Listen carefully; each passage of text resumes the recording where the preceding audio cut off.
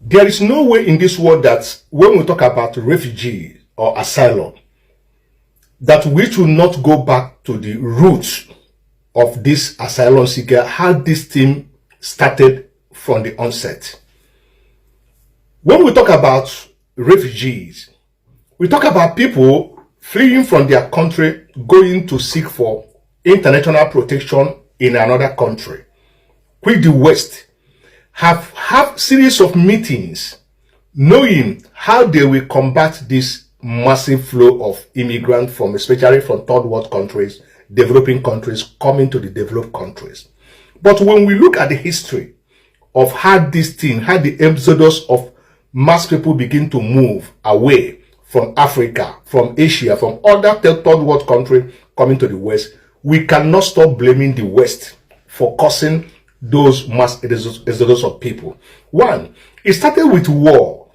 It started with the conflict and the unresolved grievances that is within the locality of a country, a particular country, or a particular region that made the war to break out in that region.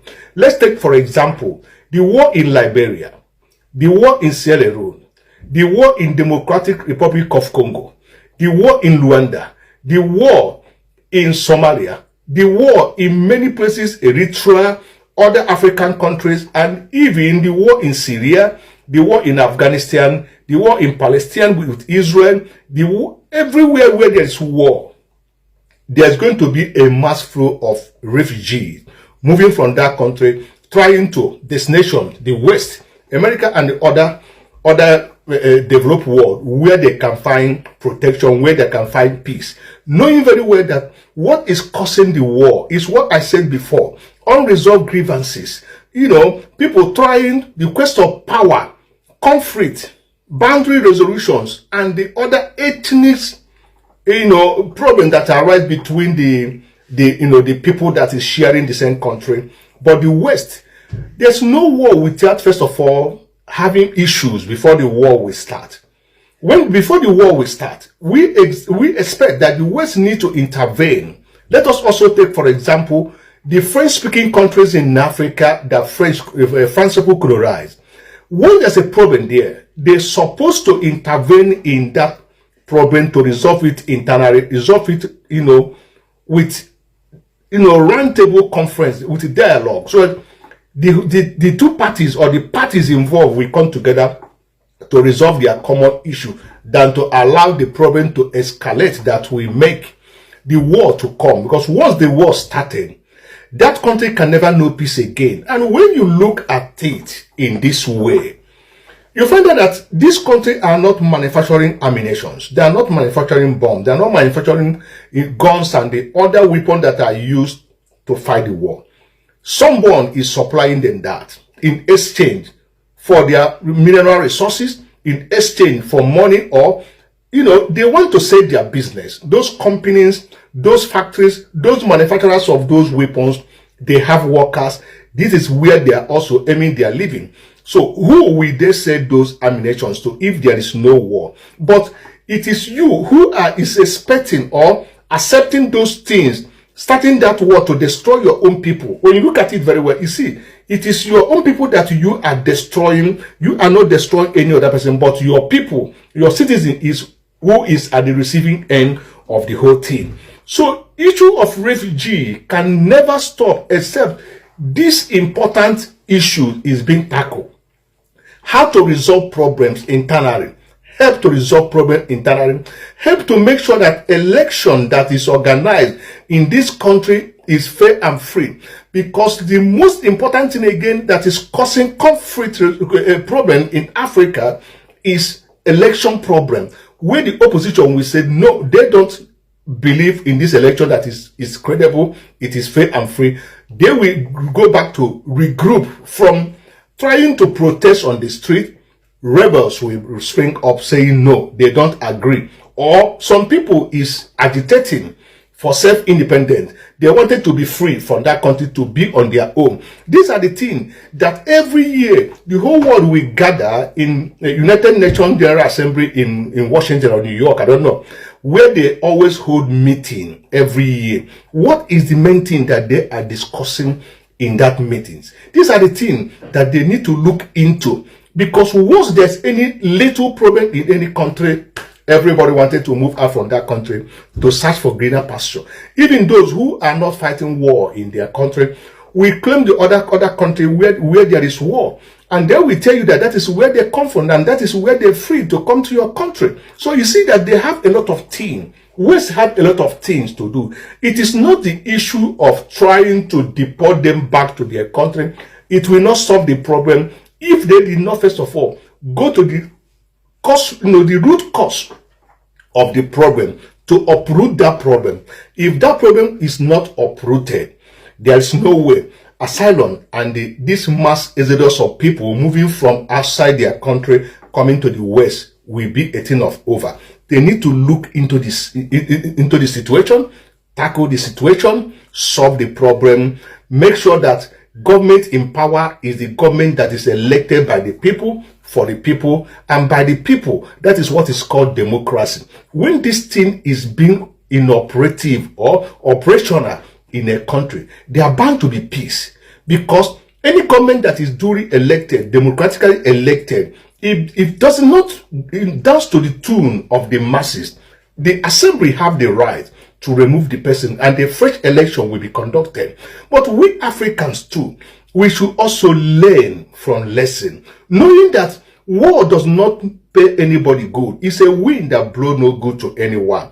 That we should also learn from the West, that we all are coming to know how to manage our country, how to manage our resources, because all this war that you see that is happening, there is something in German language when you stay in Germany, even if you seek for Adoro.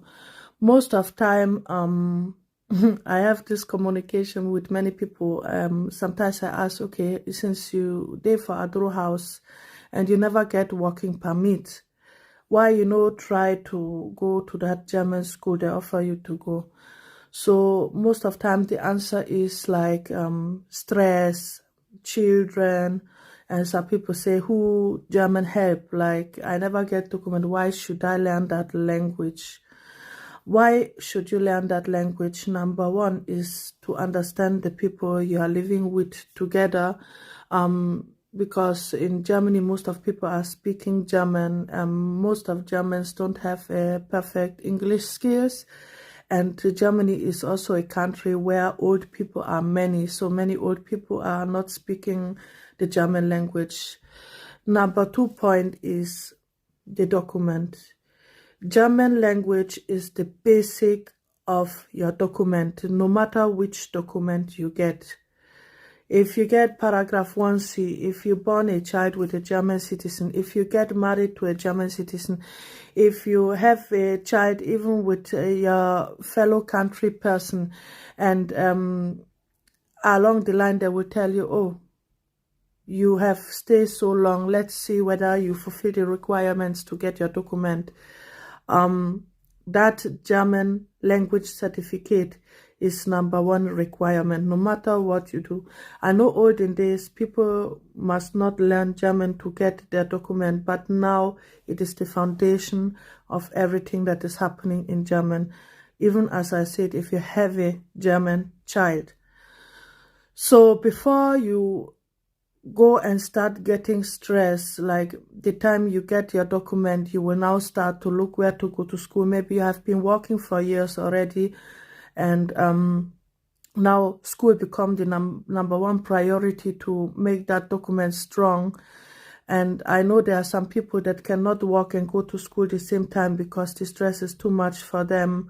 I always advise people, if you're in the asylum process, do your German school, because when you don't have a working permit, and in the beginning of every asylum process you will not have a working permit, or along the line they will withdraw your working permit, and because maybe you didn't supply your passport or things like that, you will have time. So that time I think you should use it and learn the language, so that if the time reach that maybe you can get your document, or they say paragraph so is going to work for you, but you have to submit your German language certificate. You will not have any problem.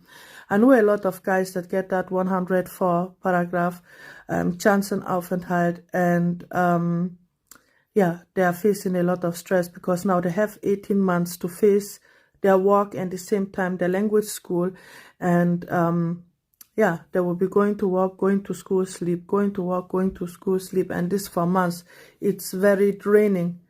And yeah, I have this experience with my husband. My husband was doing it like that for 1 year. He go work, he go school, and he work full-time job, because the time they tell him to go school, he say, I cannot leave my work. I have to check the school that I can go in the morning, and then I tell my chef that I have to go and do language school, so I will only work evening or night shift.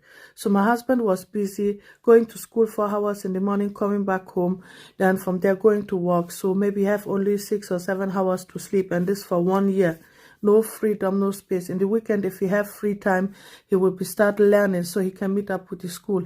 But he make it, but not everybody can make it. I know some guys that get the Chancenaufenthalt and they continue with their work, and at the same time they go to school, and in that 18 months they couldn't meet up, and some of them they withdraw their document, so now they are Duldung. So from my heart, even if it seems like, okay, there is no hope, and even if it's very stressful, and even if it seems like maybe the language will not help you because you don't know what tomorrow comes, try and learn that language, because I believe in many cases it have benefit people having that certificate before they get their document. Yeah, just to save yourself stress. So if you know you want to stay in this country, start building your foundation step by step, step by step. If you fail, try again. Nobody is perfect. Like, we all have to retry. Even some Germans, they go for exam of school or university, they fail, and they do the same process again just to achieve what they want to achieve. And even if you are somebody that have not gone to school before, or writing and reading is hard for you, they have courses where they start from zero, like they start Alphabetisierungs course, which is learning of the alphabet. From there, they will build up step by step according to your knowledge with you, so you can meet up. So it's not a sin, it's not a shame. So for me, the time of seeking asylum is the best time for you to learn that language, so later you are free to work, to make your money, to go for Ausbildung. I know a lot of people want to make Ausbildung, but based on they don't have that B1 certificate, they have to start from zero, but they are staying in this country for a long time. So it's like discouraging, because yeah, you think, okay, I have been working now for 5 years and now I start from zero again, and I don't know whether I can do 2 of them together, combined work and school. Like, I can understand it's taking people's motivation. So please, if you seek asylum and you have the time and they offer you to go to German class, or there are people sometimes also coming into camps and say, okay, we make a free class like for you to learn the basics of German, please try and take that offer for your future. Even if that is not the school, if it's a social worker that say, I want to learn German once in the week with you guys, take it, because anything you already know, you don't need to do it later. So that is the thing.